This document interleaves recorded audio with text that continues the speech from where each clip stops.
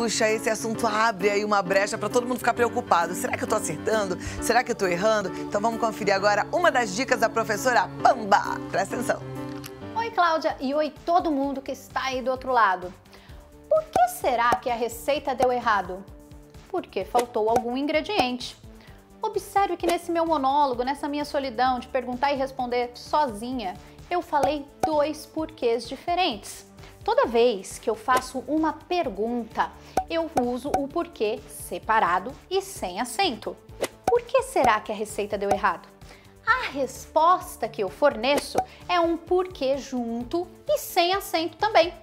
Só que aí eu vou complicar mais um pouquinho.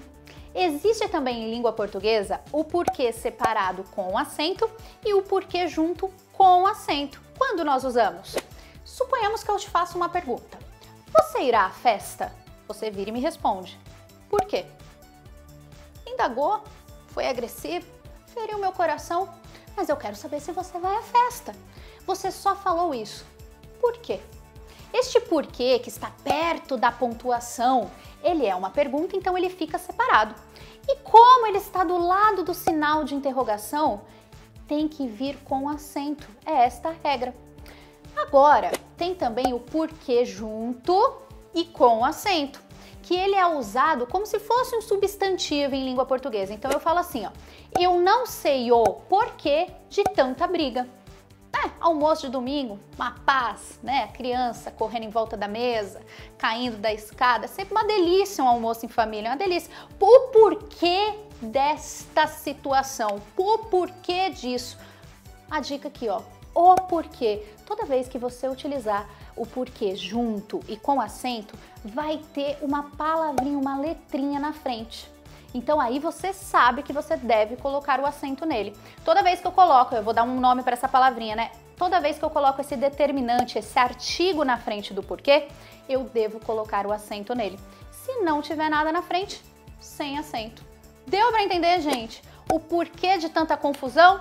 Não deu para entender não, professor. Eu tô um pouco confusa aqui, mas tem que treinar, tem que escrever. Na hora da fala todo mundo acerta, mas na hora de escrever é que surge o problema.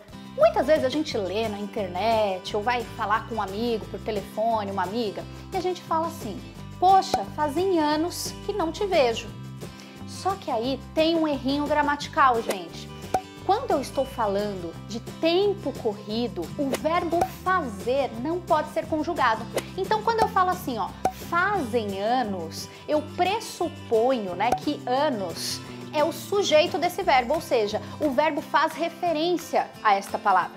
Mas não é bem assim que funciona. A língua portuguesa, ela estabelece uma regra pra gente. Quando o verbo fazer, ele tem ideia de sentido, de tempo corrido, eu não posso conjugar.